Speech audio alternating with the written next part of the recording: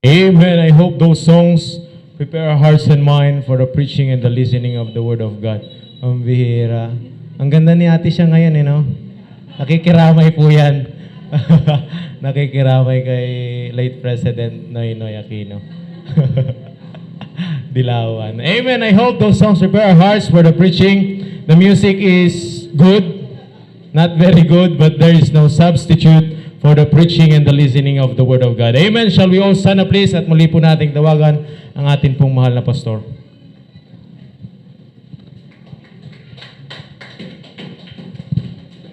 Amen. At least nagpang-abot din.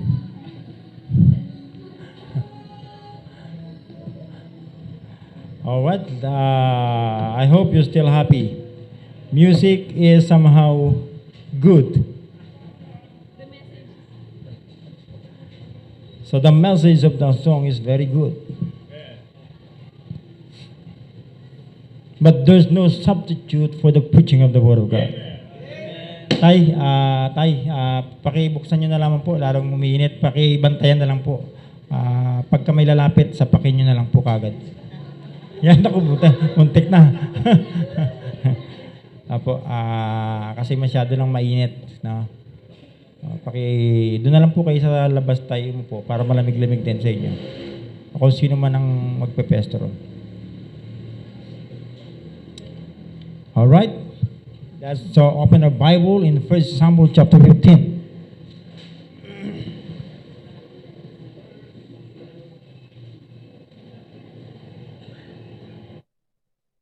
Samuel chapter 15. Ayan na. So, wala bang pepester ito? Palitan nyo na lang si tatay. Para merong magbabantay dito. Please stop moving. No? For less than an hour, ay mag-aaral po tayo ng salita ng Diyos. Palagay ko naman kung yung mga senior citizen nga, kanina pa hindi tumatayo Kayo pa kayo mga bata-bata. Kaya nyo yan kung ihi rin lang. Pero kung talagang ihi po kayo, hindi po naman kayo pipigilan. Pero kung kaya nyo naman pigilan, mas maganda. No? Pero kung meron man akong i-consider yan yung mga senior citizen. Pero ibig sabihin, yung mga senior citizen ay hindi tumatayo para umihi, ay lalo na yung mga bata. Okay? Tiisin lang po natin for less than an hour. Amen. 1 Samuel chapter 15. Basahin natin responsibly sa 1 Samuel chapter 15 verse 1 to 23. Okay? Are you there? Alright. The Bible says, Samuel also said unto Saul, the Lord sent me to anoint thee to be king over his people, over Israel. Now therefore hearken thou unto the voice of the words of the Lord. Thus saith the Lord of hosts, I remember that which Amalek did to Israel, how he laid wait for him in the way when he came out from Egypt. Now go and smite Amalek and utterly destroy all that they have, and spare them not, but slay both men and women, infant and suckling, oxen, sheep, camel, and ass. And so gathered the people together and numbered them in their men 200,000 footmen and 10,000 men of Judah. And Saul came to a city of Amalek and laid wait in the valley. And Saul said unto the Canaanites, Go, depart, get you down from among the Amalekites, lest I destroy you in them. For you showed kindness to all the children of Israel when they came up out of Egypt. So the Canaanites departed from among the Amalekites. And Saul smote the Amalekites from Havilah until thou comest to Shur, that is over against Egypt, and took Agag, the king of the Amalekites, alive, and utterly destroyed all the people with the edge of the sword. But Saul and the people spared Agag and best of the sheep, and the oxen, and of the fatlings, and the lambs, and all that was good, and would not utterly destroy them, but everything that was vile and refused, that they destroyed utterly. Then came the word of the Lord unto Samuel, saying, It repented me that I have set up Saul to be king. For he is turned back from following me, and hath not performed my commandments. Yet it grieved Samuel, and he cried unto the Lord all night. And when Samuel rose early to meet Saul in the morning, it was told Samuel, saying, Saul came to Carmel, and behold, he set time of the place, and is gone about and passed on, and gone down to Gilgal. And Samuel came to Saul, and Saul said unto him, Blessed be thou, O Lord, of the Lord. I have performed the commandments of the Lord. And Samuel said, What meaneth then the beating of the sheep in mine ears, and the lowing of the oxen which I hear? And Saul said, They have brought them from the Amalekites, for the people spread the best of the sheep and the oxen to sacrifice unto the Lord thy God, and the rest we have utterly destroyed. Then Samuel said unto Saul, And I will tell thee what the Lord hath said unto me this night. And he said unto him, Say on. And Samuel said, When thou wast leader in thine own sight, wast thou not made the head of the tribe of Israel, and the Lord anointed thee king over Israel? And the Lord sent thee on the journey, and said, Go and utterly destroy the sinners of Amalekites, and fight against them, and they be consumed. Wherefore then didst thou not obey the voice of the Lord, but didst fly upon the spoil, and didst evil in the sight of the Lord?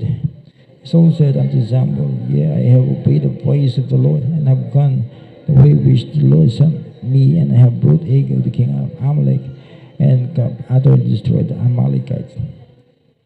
But the people took of the spoiled sheep and oxen, the chief of the things which should have been utterly destroyed, to sacrifice unto the Lord thy God in Gilgal.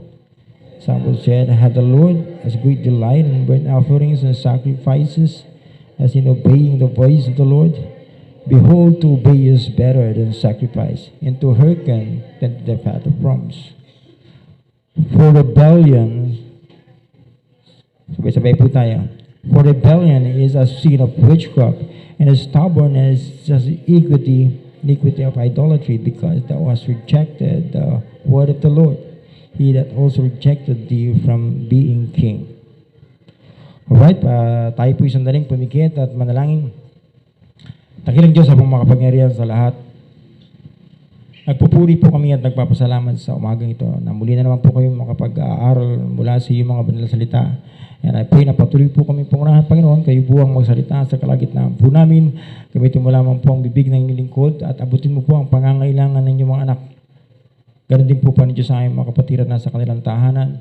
Bigyan mo po kami ng magandang signal sa ganon, Panginoon Diyos, ay makarating po ng maliwanag ang mensahe at maabot po ang pangangailangan ng iyong mga anak. Ganon po, lalo tigit ang aming mga first-time visitors. Panginoon, salamat po sa katapatan mo po sa amin, sa kabutihan mo po sa amin. Ibinabalik po namin ang buong kapurihan, ang kaluwalhatian po sa inyo.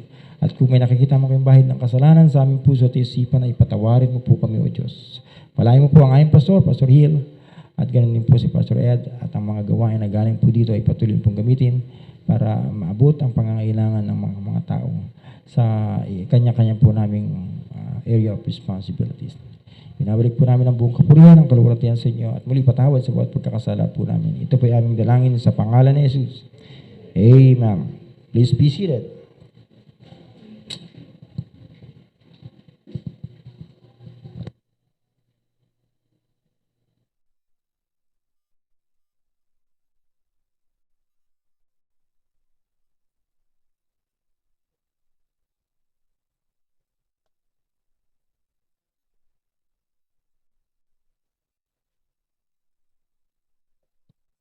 Pwede bang pakitaas sa mga kamay kung sino nang nakakakilala kay King Saul? Pakitaas nga yung kamay kung sino nakakakilala kay King Saul. Alright. So, kahit mga Bible school student, hindi pa yata nila kilala. Hindi pa nagtaas ng kamay. Ayusin mo yung upo mo. No? So, bibigyan ko yan ng konting background kay King Saul. Si King Saul ay the first king of Israel. At napakaganda po ng pasimula ni King Saul nung bago siya i-anoint bilang hari ng Israel. Pero ang hindi maganda, yung katapusan ni Saul. Hindi maganda. Napunta siya sa destruction. In this particular context, no, na binasa natin, makikita natin na si King Saul ay intentionally nag-disobey siya sa salita ng Panginoon. Are you listening? Kaya makikita natin, from verse 1, makikita natin kung paano si Saul, ninarrate ni Samuel na siya inanoint bilang hari sa verse 1, at sinabi niya sa verse 2, "Thus saith the Lord of hosts, I remember that which Amalek did to Israel." Pinapaalala sa kanya ni Samuel kung paano itong mga Amalekites ay kalaban ng Diyos, na ito'y mga kaaway ng Diyos na kinakailangang i-destroy. Kaya nga sabi niya sa verse 3, "Now go and smite Amalek and utterly destroy all that they have and spare them not." Maliwanag yung instruction kay Saul, "But slay both man and woman and infant and suckling oxen, sheep and camel and ass." Lahat pinapa-destroy. No?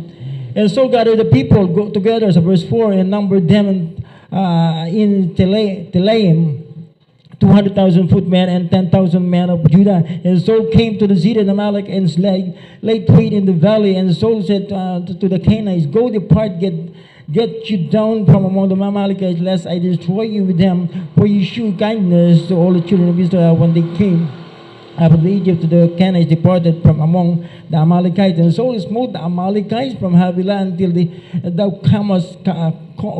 comest to the shore that is over against Egypt.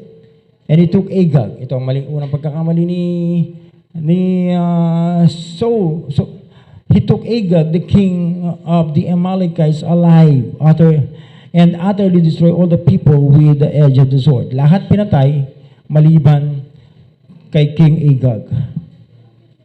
No? But Saul and the people spared Agag, and the best of the sheep, hindi lang yun, and the best of the sheep and the oxen and of the fatlings and the lambs and all that was good, and would not utterly destroy them, but everything that was vile and refused, and they destroyed utterly. Then came the word of the Lord to Samuel, saying, "It repented me that I have set up Saul to be king, for he is turned back from following me, and hath not performed my commandments." And it grieved Samuel, and it cried unto the Lord all night. Nakita natin kung paanong ang Panginoon, sinasabi niya, nagsisisi ako kung bakit ginawa ko pa itong hari si Saul. Hindi na siya sumusunod sa akin ngayon. At si Samuel ay nag-grieve, no? Dahil kay Saul. And then Samuel rose up early to meet Saul in the morning. It was Saul, verse 12, Samuel saying, Saul came to Carmel, and behold, he set him up a place, and he's gone about and passed on and gone down to Gilgal. And Samuel came to Saul, and Saul said unto him, Blessed be the Lord, I have performed the commandments of the Lord. Wow. No? Alam niyang meron na siyang hindi sununod, pero pagsalubong niya pa kay Samuel, ginawa ko yung kautusan ng Diyos. No? Yung iba rin sa atin, parang ganun. No? Sinasabi natin, ginawa ko yung sabi ng Panginoon. Sinusunod ko yung salita ng Panginoon. But the truth is, hindi. And Samuel says, verse 14, What meaneth me then this beetling of the sheep in mine ears, and the lowing of the oxen which I hear? Nakarinig siya ng mga iyak ng mga hayop eh. No? Ano tong mga to? And sabi ni Saul, and Saul said, They have brought them from the Amalekites, for the people spared the best of the sheep and of the oxen to sacrifice unto the Lord thy God, and rest we have utterly destroyed. Hindi na pinatay yung hari, at inispare pa yung mga matatabang alagang hayop ng mga Amalekites. At sabi niya, ang justification niya ay para ialay sa Panginoon. Kaya nga sabi ni sabi ni Samuel, then Samuel said unto Saul, Stay and will tell thee what the Lord has said to me this night. And he said to him, Say on. And Samuel said, When thou wast leader in thine own sight, wast thou not made a head of the tribes of Israel, and the Lord anointed thee king over Israel? Patanong na sinabi ni Samuel. Then the Lord sent thee on the journey and said, Go and utterly destroy the sinners, the Amalekites, and fight against them until they be consumed. Yun ang maliwanag na instruction ng Diyos kay Saul. Pero hindi niya sinunod. Wherefore then didst thou not obey the voice of the Lord, but didst fly upon the spoil and this evil in the sight of the Lord? And Saul said unto Samuel, Yea, I have obeyed the voice of the Lord. I have gone the way which the Lord sent me, and have brought Agag the king of Amalek, and have utterly destroyed the Amalekites. Hindi na intindihan ni Saul yung kanyang ginagawa. But the 21, but the people took of the spoil sheep and oxen, the chief of the things which should have been utterly destroyed, to sacrifice unto the Lord. Nakita niyo, para ma-justify lang yung kanyang hindi pagsunod, kaya tamin yung Espiritu para ialay sa Panginoon. Kaya nga sabi ni Samuel sa kanya, and Samuel said, Had the Lord as great delight in burnt offerings and sacrifices? Masaya ba ang Diyos sa burnt offerings at sacrifices, sa mga offering na yan? Sabi ni Samuel, it is as in obeying the voice of the Lord, behold, to obey is better than sacrifice. Yung sumunod ay mas mabuti sa offering, mas maganda yung sumunod kesa sa offering. And to hearken than the fat of rams, ay yung makinig sa salita ng Diyos kesa sa matatabang hayop na ito, o matatabang alaga na ito. Then sabi niya sa verse 23, For rebellion is as the sin of witchcraft. For rebellion is as the sin of witchcraft, and stubbornness is as iniquity and idolatry. Because there was rejected the word of the Lord, he had also rejected thee. Nakita naman ni Saul, yung kanyang maliwanag na pag-disobey. Alam niya, nag-disobey siya sa command ng Diyos. And yet, he is trying to justify yung kanyang hindi pagsunod. Hindi, i-offer naman namin to sa Panginoon. Kaya nga sabi ni Samuel, it is, obedience is better than sacrifice. To obey is better than sacrifice. Amen? Kaya nga sabi sa verse 23, in iniquity, for rebellion is as sin of witchcraft. And as stubbornness is a iniquity and idolatry, because then has rejected the word of the Lord. That's why I want to talk to you on the subject, the tendency of rejecting the word of God. Ano nangyari kay Saul nung nireject niya yung salita ng Diyos? Ano nangyari sa kanya nung nireject niya ang salita ng Diyos? Sabi niya sa verse 23, Because thou hast rejected the word of the Lord, He had also rejected thee being king. Dahil nireject mo, dininay mo yung salita ko, sabi ng Diyos, ikaw din ay ire-reject ko bilang hari ng Israel. Tapos na ang paghahari mo, Saul. Are you listening? Kaya nga ang tanong ko, gaano natin nire-reject yung salita ng Diyos sa atin? Kung paano ang Diyos nireject niya si Saul nung inireject niya yung salita ng Panginoon. Tayong mga Kristiyano sa kapanahon na ito, kung paano natin nire-reject yung salita ng Diyos, hindi imposible na i-reject din tayo ng Panginoon tulad ng pagre-reject ng Panginoon kay Saul. Amen. But before we study the conclusion, let's study first the tendency of rejecting the Word of God. Tingnan nyo. Anong tendency? Number one. Makikita natin, yung number one is rebellion. Sin of rebellion. Rebellion, sabi yan, is as the sin of witchcraft. Alam niyo ba yung witchcraft? Sino hindi nakakalam ng witchcraft? Taas ang kamay. Ako lang. So alam niyo na yung witchcraft? Mangkukulam. Yung kasalanan na pagre-rebelde ay tulad ng kasalanan ng mangkukulam. Okay. Nakakita ka na ng mangkukulam? Sino hindi pa? Sino hindi pa nakakita ng mangkukulam? Tingnan mo lang yung katabi mo. Tingnan mo yung mangkukulam. Kahit na ngumiti pa yan, mukha pa rin bruha. Di ba? Yung mangkukulam eh. Nakikita niyo ba? Yung rebelding kasalanan ay parang kasalanan na mangkukulam. Kaya kahit ngumiti pa yan, rebelde pa rin. Mukha pa rin siyang mangkukulam. Bruha pa rin ang itsura niya. Amen. Nakakita ka ng rebelding asawa?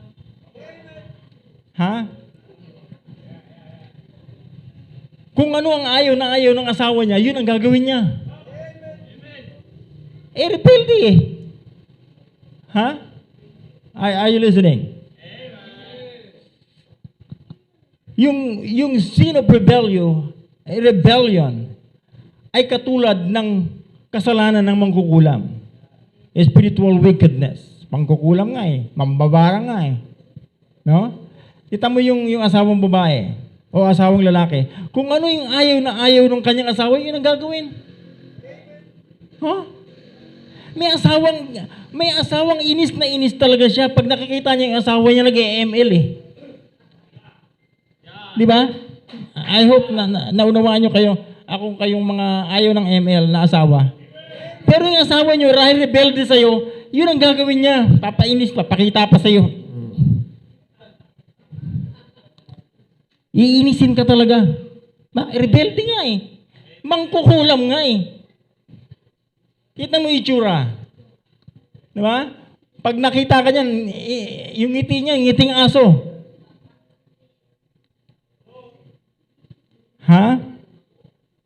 Kung ano yung ayaw mo, yun ang gagawin niya. Mangkukulam nga eh. Kayong may hilig sa ML?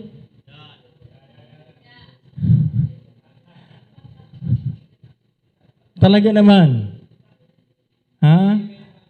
Meron kayong ugaling mangkukulam. Masaya lang kayo pag kayo nakakalaro ng ML. Pero pag kinausap na kayo ng asawa mo, tinanong, asa na yung brief ko? Diyan lang. Hindi ka na makausap ng maayos. Anong babaunin ko? Nandiyan. May almusal mo tayo, bahala ka magluto dyan. Pagkatimpla naman ako ng kape, bahala ka sa buhay mo. Rebelde nga eh. Kung ano yung ayaw niya, yun ang gagawin niya. Kaya nga yung ibang asawa, naggigipin na lang, ayan ang gusto mo sige patigasan tayo, ML ka, ML din ako. Pag nag-ML na yung mag-asawa, ano gagawin ng anak? Siyempre makikijami rin, ML tayong lahat. Nakakita ka ng pamilya na hindi na nag-usap-usap? Puro kaharap ay cellphone, yung ibang computers. Yun ang usapan nila. Amen? Rebelde nga eh. Sabi dun, yung kasalanang karebeldihan ay katulad ng kasalanan ng mangkukulam. Kapatid, Kristiyano ka na. Amen? Anak ka na ng Diyos. Maliwanag yung command sa atin ng Diyos. Huwag porke galit ka sa asawa mo, idadamay mo yung anak mo. Minsan, dahil sa inis mo sa asawa mo, lalayasan mo, iiwanan mo yung anak mo. Kasalanan ng mangkukulam yan. Hindi ka naman mangkukulam Kung ano yung ayaw na ayaw ng asawa mo, yun ang gagawin mo. Minsan, magiinom ka pa. Pupunta ka sa barkada mo. Ayaw na ayaw niyang ikaw ay mag-inom, pero inom ka rin ng inom. Ayaw na ayaw ng kasawa magsugal, pero sugal ka ng sugal. Ayaw niya na amoy ka magsigarilyo, sigarilyo ka pa rin ng sigarilyo. Ayaw niya lagi ka nakatunga nga sa TV, pero lagi ka nakatunga nga sa telebisyon. Gusto ng asawa niyo, paglutuan mo siya, pero hindi ka talaga nagluluto. Umaalis na hindi man lang nakapagkape. Kaya yung asawa mo nakakapag-isip, dumaan kay pasing para man lang maibsan ng gutom. Lakas ng amen ni Brother Angelo, kaya ayos ka, mayos ka fortune kaya pakainin mo bago yan aalis. Malakas ang amen niya. Narinig mo ba yun?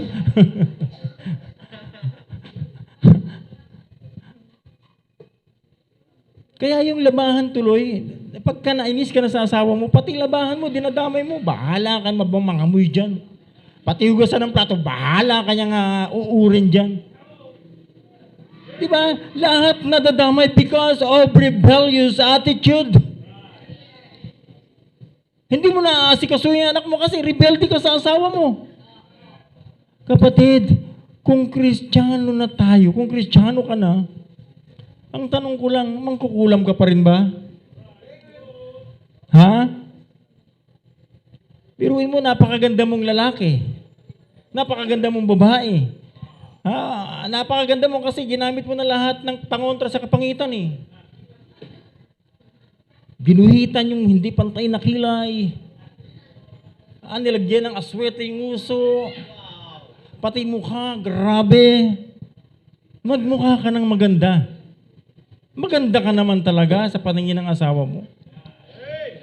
Pero pagka nagre-rebelde ka sa asawa mo, nagmumukha ka mangkukulam. Bakit lagi nakasimangot Hindi ka na makausap ng maayos ng asawa mo. But let me remind you, brethren,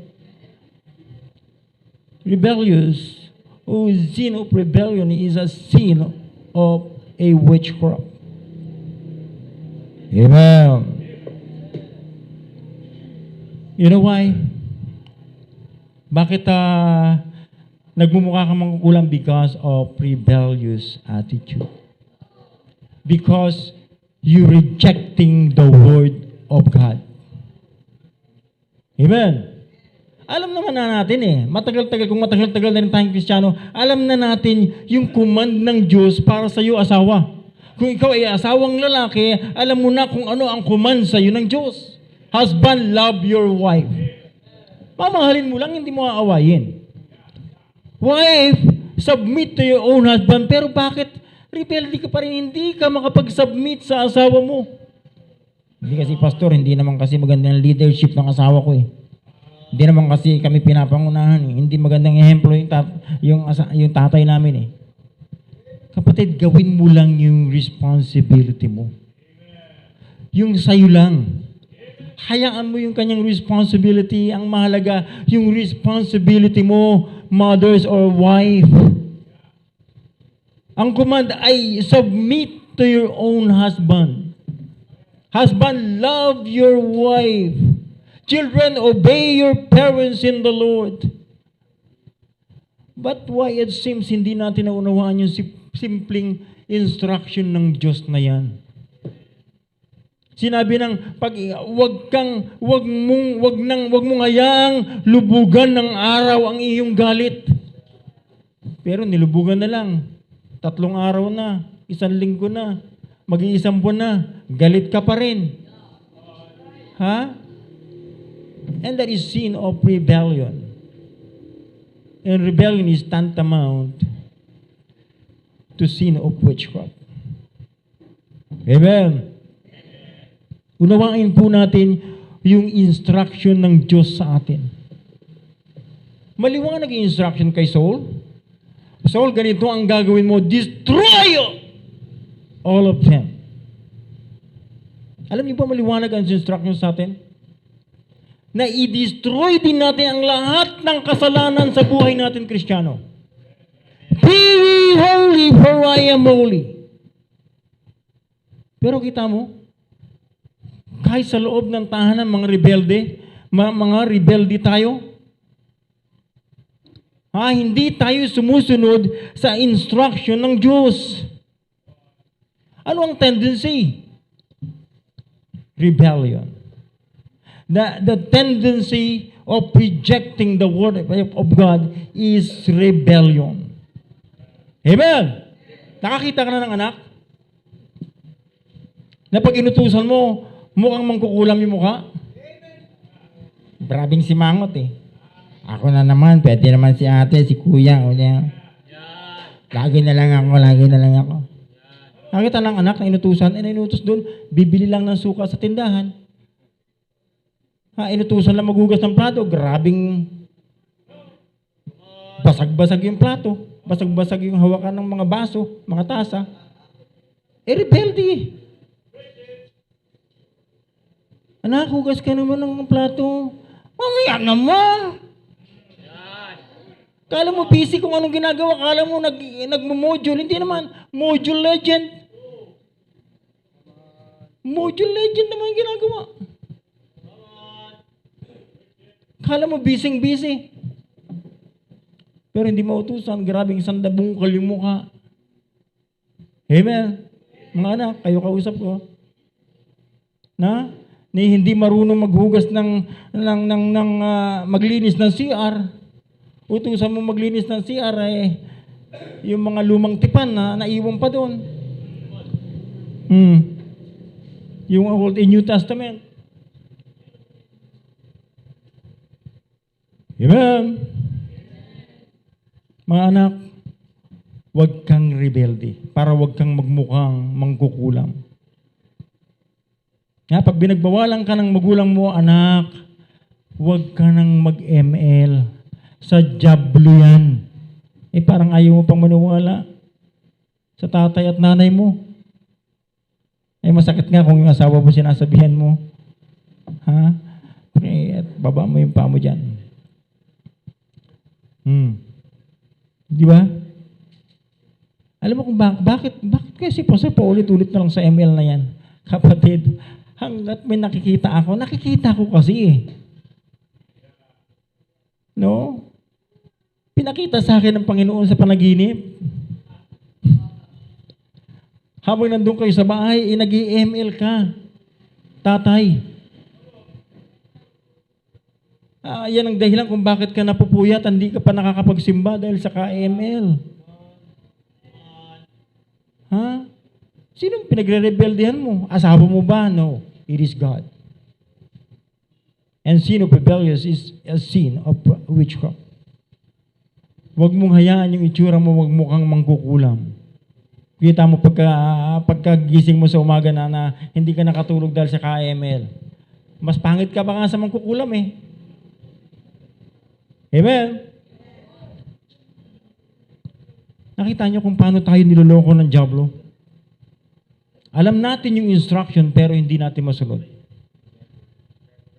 Wala tayong willingness na sumunod. Hindi tayo, nire-reject natin yung salita ng Panginoon. Anong tendency? Rebellion. Rebellious attitude. Kaya pag sinabihan ng magulang, anak, huwag ka munang manliligaw ha. Parang walang napaiintindihan. Anak, huwag ka muna magpapaligaw ha. Parang walang naiintindihan. Bakit? They rejecting the Word of God. Yung pagre-reject ng salita ng Diyos, ang tendency ay magre-rebelde ka talaga. Amen?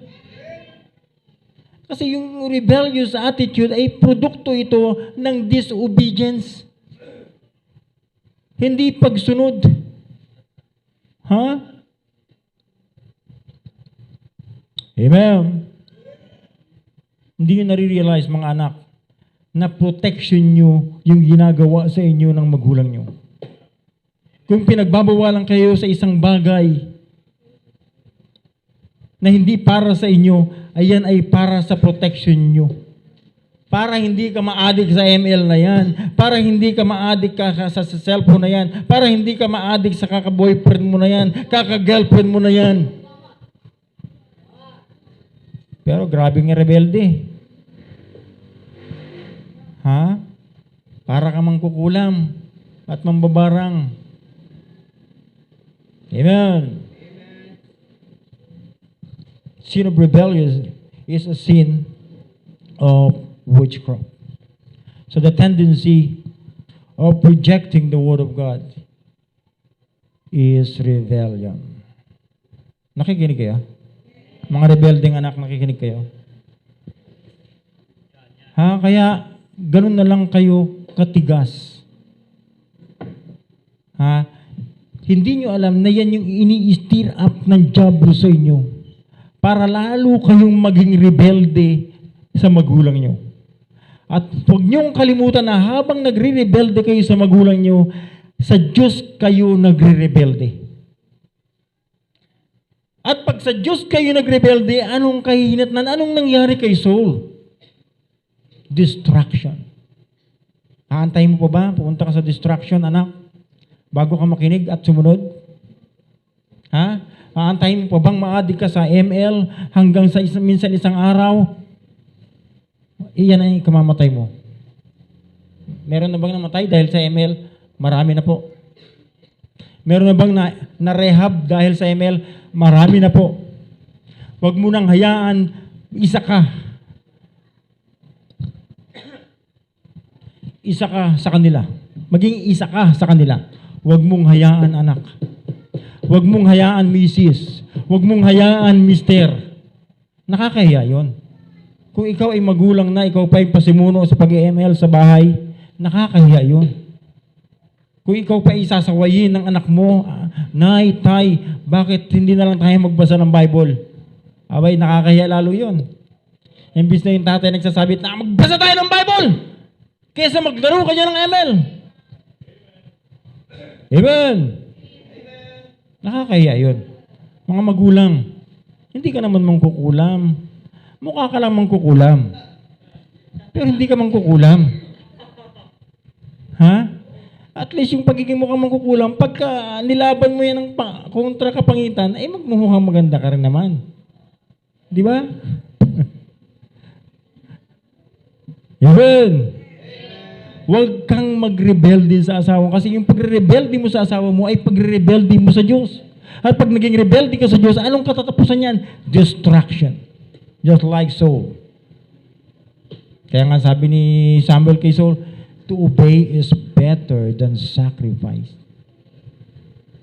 Ha? Walang kwenta yung ating pagtatrabaho. Ha? Lahat ng trabaho ginawa na natin. Pero hindi naman natin sinunod yung salita ng Diyos. Rebelde ka pa rin. Sayang, napagod ka, nagkandakuba ka sa pagtatrabaho, pero hindi mo sinunod yung salita ng Diyos, rebelde ka pa rin. Mangkukulam ka pa rin. Mukha ka na nga mangkukulam. Tapos, kasalanan mo pa pang mangkukulam. Eh di mangkukulam na. Oh. Rebelde. Ha? Ang ganda-ganda mo nga. Ang gwapo-gwapo mo nga. Rebelde ka naman sa magulang mo. Mukha ka pa rin mangkukulam. Ha? I hope you're listening. With the tendency of rejecting the Word of God. Yan ang tendency pag hindi nyo na pinakinggan yung salita ng Diyos. Kung tuwing linggo nandito ka nakakapakinig ka ng salita ng Diyos, tuwing linggo hindi ka man nakakapunta rito, nandyan ka naman sa live streaming, pero hindi mo pinapakinggan ng mabuti yung salita ng Diyos, hindi mo pinapakinggan yung instruction ng Diyos, kapatid, ang tendency niyan, rebellion. Rebellious attitude. Amen. Kung ano ang ayaw ng kung anong ang ayaw ng magulang mo, yun ang ginagawa mo. That is rebellion. Kung ano ang ayaw na ayaw ng mister mo, ayaw na ayaw ng misis mo, yun yung ginagawa mo. Rebelde ka pa rin. Biruin mo, pag Sunday, wala ka dito. Pero pag ibang araw, nandito ka naman. Ayaw ba ng misis mo yun o ayaw ba ng mister mo yun? Ayaw niya yun. Pero yun ang ginagawa mo. Eh, lalong ayaw ng Diyos yun. Amen? Kapatid, Kristiyano ka na. O ikaw, buti nandiyan ka. Gaano kahirap maglakad at pumunta sa church? Kung ilang hakbang din lang naman yan. Meron naman sasakyan, hindi ka naman maglalakad. Eh, yung mga soul winners ka, naglalakad sa kainitan ng araw eh. Tapos ikaw magsisimba lang, may susundo naman sa'yo, hindi ka pa maka-step in sa loob ng sasakyan para makarating ka sa church? What a rebellious attitude. You're not obeying the command of God. Hindi mo sinusunod ang instruction ng Diyos. Ibig sabihin, gaano ang pag-istima mo sa salita ng Diyos? Gaano ang pag-istima mo sa Diyos? Parang hindi mahalaga ang pagpunta sa church? Napakahalaga po. Kung dati used tayo sa parang wala lang, pupunta tayo sa simbahan, uupo, mag-exhibition, tapos lalabas, tapos pabalik sa dati, walang nangyari. Balik sa inuman, balik sa sugalan, balik sa TikTok, balik sa ML.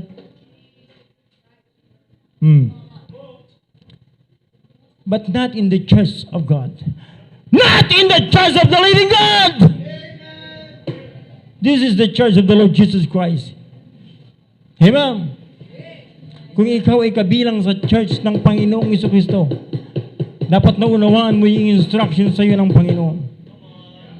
Bawat instruction ng Diyos, bawat instruction ng Panginoon sa atin ay mahalaga. Yun ay para sa ating ikalalago. Kaya nga meron tayong momentum of growth.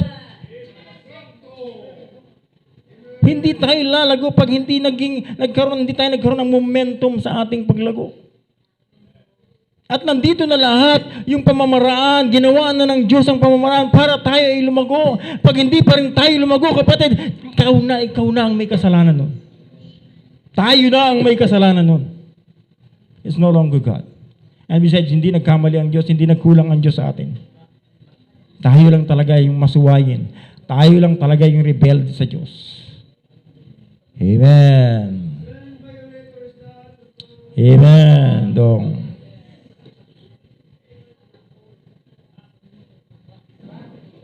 Mga anak, tignan mo yung sarili mo sa salamin. Subukan mo lang. Tignan mo, subukan mo.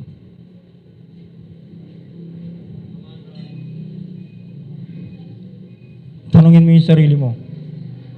Ako ba ay sumusunod sa Diyos? Sinusunod ko ba talaga yung instruction ng Diyos sa buhay ko? Sinusunod ko ba yung utos sa akin ng magulang ko? Pambira, simpleng utos pa lang, maghugas pa lang ng plato, hindi mo naman sunod lalo na maglinis ng CR. Mga anak, mahiya kayo. Pag kayo ay kain lang ng kain sa bahay tapos hindi kayo nagtatrabaho, nakakahiya yun. No? Sabi ng Biblia, huwag pakainin yung tamad! Huwag pakainin yung hindi nagtatrabaho. Pambira, pati kinainan mo, hindi mo mahugasan. Grabe naman yun. Amen. The tendency of disregarding the Word of God is rebellion, number one. Ano yung pangalawa? In the same verse, in verse 23,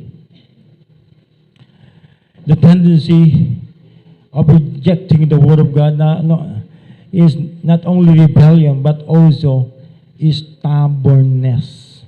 Alam mo stubbornness? Dullness. Ano pa? Bullheadedness. Ibig sabihin, matigas ang ulo. Ang implikasyon na is senseless, stupid, weak-minded. It means no wisdom at all. Walang ka-wisdom. Matigas lang talaga ang ulo. Ano sabi ni Solomon in Proverbs chapter 17, verse 11?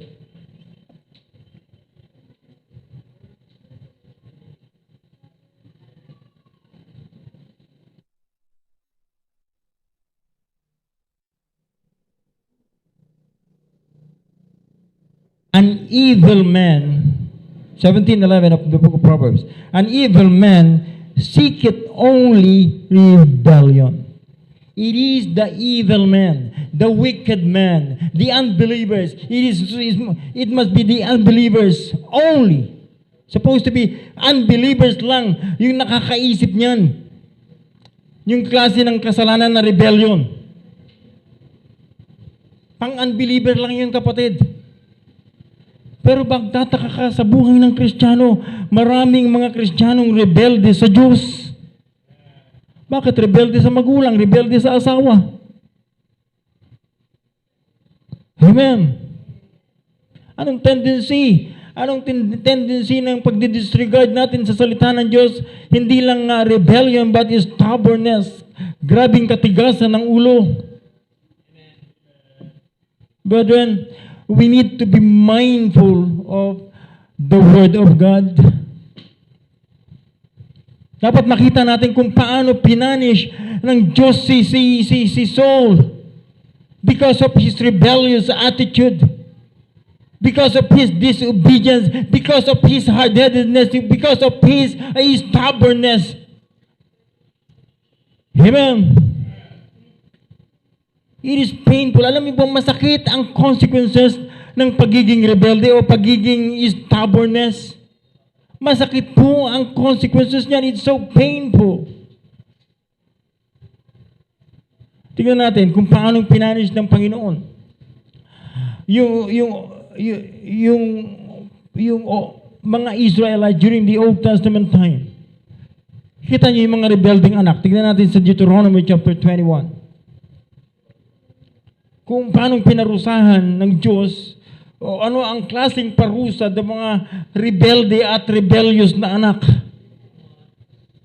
Tignan niyo mabuti, Deuteronomy chapter 21. Kung anong klaseng parusa sa mga anak na matitigas ang ulo. In verse 21, in chapter 21, verse 18, if a man have a stubborn and rebellious son, which will not obey the voice of his father or the voice of his mother, and that when they have chastened him, will not hearken unto them, hindi nakikinig, matigas ang ulo, hindi sumusunod. Anong sabi niya? Then shall his father and his mother lay hold on him, and bring him out unto the elders of his city, and unto the gates of his place. Ilalabas sa city, sa plaza. And they shall say unto the elders of the city, this our son is stubborn and rebellious. He will not obey our voice. He is a glutton, matakaw pa siya, and drunkard, lasinggero pa siya. Ang dami niyang bisyo. And all the men, verse 21, of his city shall stone him with the stones, that he die. So shall thou put evil away from among you, and all Israel shall hear and fear. There may be no more young people. Kung sa panahon natin ngayon, kung hanggang ngayon, ito yung batas natin. Diba, no? Kung hanggang ngayon, ang parusa sa mga young people ay stoned to death, sino pa kaya yung pagsasalitaan kong young people? Sino pa kaya? Sino pa kaya? Pakitaas nga yung kamay kung ikaw ay matitira. Kung ikaw ba'y masunurin sa magulang mo, taas mo nga yung kamay.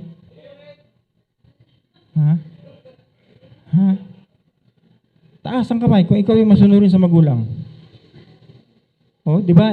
Ika'y karapat-dapat din sa parusang kamatayan. Ito ang consequences. It is painful. Kapatid, huwag kang magrebelde sa magulang mo. Bakit? Dahil ang consequences niyan ay masakit. Maaaring hindi na stoned to death, pero pwede ka pa rin patayin ng Diyos.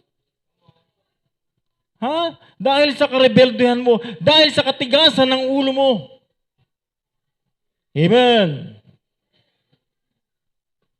Wala na akong young people na pagsasalitaan. Ano na lang mangyayari sa church? Matatanda, magkakandamatay, pagtanda, wala nang maiiwan sa church. But salamat sa Panginoon, may pangako ang Panginoon, and upon this rock, I will build my church, and the gates of hell shall not prevail against it. Kaya meron pa rin yung people, kahit matitigas ang ulo. Hanggang ngayon, nandito kayo. Hindi pa kayo gaanong nadadaig ng dyablo.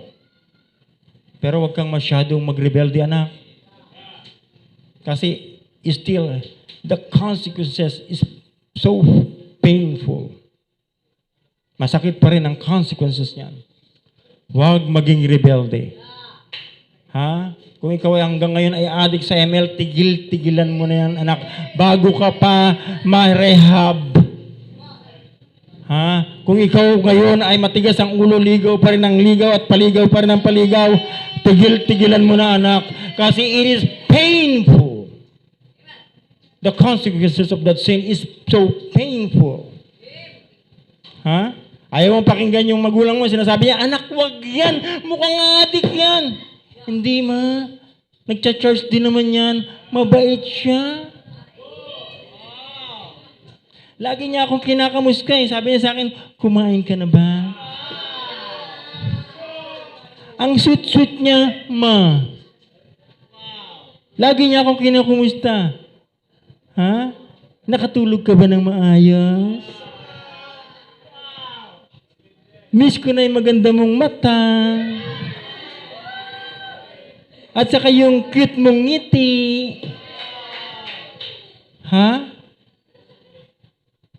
Ayaw mo sumunod? Pagpilitan mo yung gusto mo? Ikaw ay 12 anyos ka pa lang? 13 anyos? Sige lang, antay-antay mo, 14 anyos, may anak ka na. Magpapakain ka na, 12 anyos ka pa lang, magtatrabaho ka na para pakainin yung anak mo. Go ahead. Huwag masyadong matigas ang ulo mo, anak. Pag naabutan ka, tutuktukan ko yan. Amen. Huwag anak, walang ibang ninais yung magulang nyo, mga anak, kundi kayo ay mapabuti. At nasa church na kayo kung saan nagtuturo ng standard ng Biblia. Pag ito'y sinunod mo, mapapaayos ka. Mapapaayos ka sigurado. Pero pag hindi, it is painful. Masakit ang consequences niya.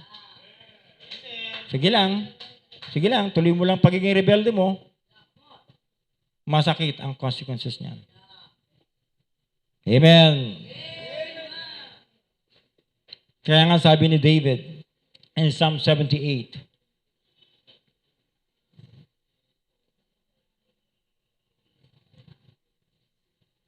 Psalm 78, from verse 1.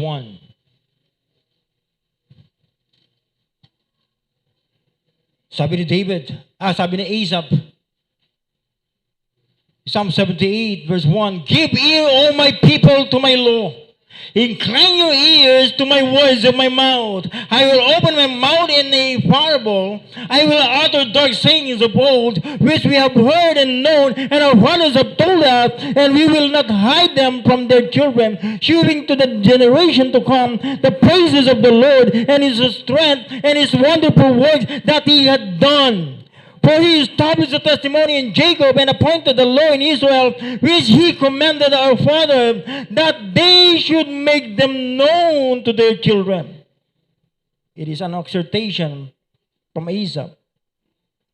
But in verse 6, sabi niya, that the generation to come might know them, even the children which should be born, who should arise and declare them to their children, that they might set their hope in God and not forget the works of God, but keep His commandments, and might not be as their fathers, as a stubborn and rebellious generation, a generation that is set not their heart aright, and whose spirit was not steadfast with God. The spirit, but the set not their heart aright. Hindi firm ang kanilang isipan sa Panginoon. Hindi established ang kanilang isipan. Hindi steadfast. Ibig sabihin ng steadfast is surely or trusty. So the key word here is to set our mind and trust with God. I-set natin, maging stable, maging firm yung ating kaisipan sa Diyos at tayo patuloy na magtiwala sa Diyos. Because the tendency of rejecting the Word of God is so painful. The consequences of being stubborn and rebellious children is so painful. Masakit ang consequences noon.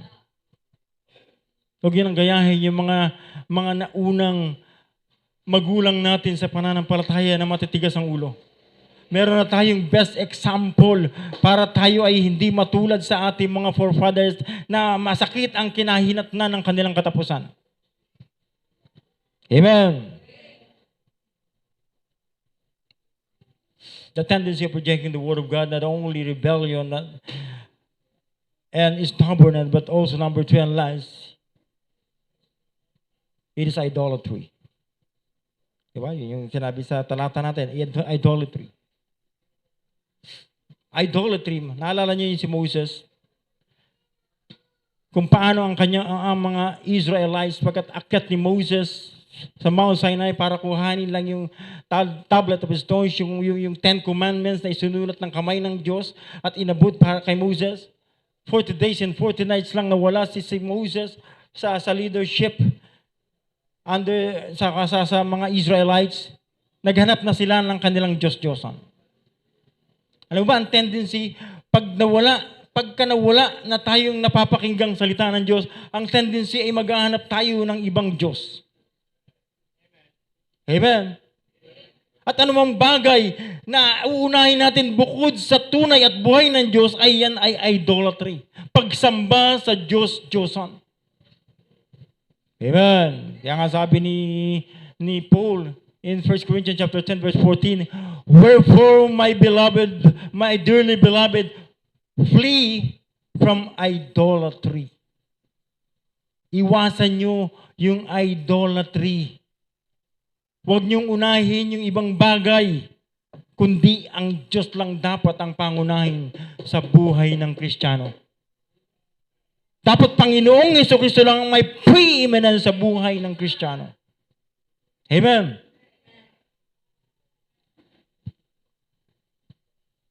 Huwag ano paman. Kapatid, huwag kung sino paman. Huwag mong uunahin yung girlfriend mo o boyfriend mo kesa sa Diyos.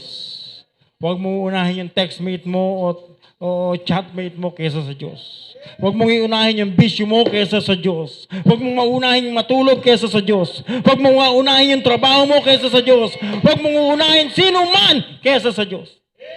It must be God and God alone. Amen. Because has rejected me, sabi ng Panginoon kay Saul, because thou hast rejected the word of the Lord, he hath also rejected from being king. Nireject din ng Diyos si Saul sa kanyang pagiging hari. Kaya nga siya pinalitan ni David, the second king of Israel. Amen. Let me give you last text in the Bible, in the book of Matthew. Matthew chapter 10, in verses 32. Ito na po yung last na talatang babasahin ko and we're done. Sabi ng Biblia, sabi ng Panginoong Hesus, it is the Lord Jesus Christ ang nagsasalita dito. Whosoever therefore shall confess me before men, him will I confess also before my Father which is in heaven. Sino magpapahayag sa akin, sa mga tao, ay papahayag ko rin siya sa harapan ng aking Ama. Sabi diyan, but whosoever shall deny me before men, whosoever reject me before men, him will I also deny before my Father which is in heaven. Question. Do you believe in the word of the Lord Jesus Christ? Naniniwala ka ba sa salita ng Panginoong Hesukristo? Are you willing to confess Him before men? Or are you're still trying to deny Him in your life? O dinideny mo pa rin siya hanggang ngayon sa buhay mo? Kung hindi mo pa tiyak ang langit, kapatid, sabi ko nga sa iyo kanina, tiyakin mo na ngayon. Pero ngayon, kung tiyak mo na ang langit at yung ginagawa mo, it against the will of the Lord, it's better you repent. Change your mind towards the Lord Jesus Christ. Confess Him. Do not deny Him. Huwag natin i-reject yung salita ng Panginoon. Amen. Kasi pag ni-reject natin yung salita ng Panginoon, anong tendency? Rebellion, stubbornness, and idolatry. I hope the message is clear. Tayo po lahat ay tumayo, tayo po ay manalangin. Dakilang Diyos ang makapangyarihan sa lahat, muli po nagpupuri kami at nagpapasalamat sa natapos po namin pag-aaral ng iyong mga salita. Thank you so much, oh God, for your word. Thank you for the message. And I pray, patuloy po itong palaguin sa puso at isipan ng bawat isa sa amin. Thank you so much, oh God. Pinabalik po namin ang buong kapurihan ng kalulugtan sa inyo. In Jesus' name I pray. Amen. Kung saan bahagi man tayo kinausap ng Panginoon sa mensaheng ito, bakit hindi tayo lumapit sa altar at makipag-usap tayo sa Panginoon? Meron ba tayong panahon na nire-reject natin ang salita ng Panginoon? Which stands as to be rebellious before God. At tayo nagiging stubborn o nagiging hard-headed sa harapan ng Diyos. At meron na tayong mga idols, meron na tayong mga bagay na inuuna bukod sa Diyos. Bakit hindi natin ilapit sa Panginoon? Ano bang bagay ang inuuna natin bukod sa Diyos? Yan ay idolatry. Maaaring hindi ka rebellious, hindi ka stubborn, pero meron ka sa mga bagay na inuuna bukod sa Diyos. Kaya hindi ka makapagsimba during Sunday, hindi ka makapagsimba during Thursday, hindi ka makasama sa visitation, sa follow-up, sa Bible studies. Kasi meron tayong mga bagay na inuuna bukod sa Diyos. Brethren, it is high time to grow. We need to grow. Lumago tayo sa ating pananampalataya and be a blessing to other people. Tayo po'y lumapit at makipag-usap tayo sa Panginoon.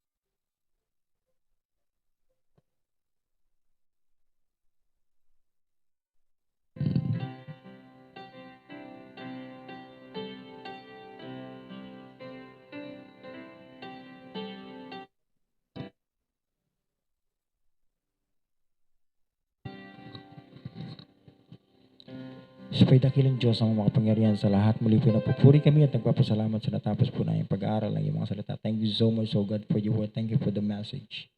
Pray na patuloy po itong palaguin sa puso at sipan ng bawat nakapakinig. Yung mga anak niyo lumapit, Panginoon Diyos, alam mo po ang kanilang pangangailangan. Abutin mo po ang pangangailangan ng bawat isa. Masa po kami anumang niling ng iyong mga anak, ay tinugon mo na nga po, Panginoon Diyos. Salamat, Panginoon Diyos. Binabalik po namin ang buong kapurihan, ang kaluwalhatian sa inyo. At muli patawad sa bawat pagkakasala at pagkukulang po namin. Ito po ay aming dalangin sa pangalan ni Jesus. Amen. I hope meron po tayong natutunan sa buong umagang ito. Amen. I hope masaya pa rin tayo. Amen. After the closing prayer sa aming mga bisita, may kakausap lang po sa inyo for less than 5 minutes at may present lang po patungkol sa gospel. Ano po? Kakausapin lang po kayo for less than 5 minutes. Right? I hope masaya pa rin tayo. Amen. Parang malungkot na kayo. Masaya pa rin po tayo. Parang nalulungkot talaga kayo. Nakainom ba kayo ng gamot? Alright, tayo po lahat ay tumayo, tayo po manalangin. Let us pray. Dakilang Diyos sa mga pangyarihan sa lahat. Salamat po muli sa natapos na gawain sa umagang ito. Thank you so much, O God, for your word. Thank you for the message, O God. And patuloy po itong palaguin sa puso at isipan ng bawat anak mo nakapakinig. Maging mga bisita po namin, bigyan po ng bukas na isipan ng puso para sa iyong mga salita. At sa pansamantala po namin pag-iwahiwalay sa oras na ito, ay patuloy po ingatan yung mga anak na uwi sa kanilang tahanan, hawakan mo po ang mga sasakyan o maglalakad man o anuman ang kanilang mode of transportation ay patuloy pong gabayan, ingatan at makarating po ng safe and sound sa kanilang tahanan. At sa oras ng 3:30 ay ibalik mo po ang bawat isa para sa aming afternoon service na kasama po namin ang aming mga kapatiran sa iba't ibang lugar sa bawat sulok ng mundo, Panginoon Diyos. O God, maraming salamat po. Bigyan po kami ng patamis na fellowship sa hapong ito. At bigyan mo rin po ng maayos na lunch ang bawat isa. Pagpalain mo po ang bawat isa. O Diyos, salamat po. Ibinabalik po namin ang buong kapurihan, ang kaluwalhatian po sa inyo. At muli, patawad sa bawat pagkakasala at pagkukulang po namin. Ito po ay aming dalangin sa pangalan ni Jesus. Amen. God bless you and good day.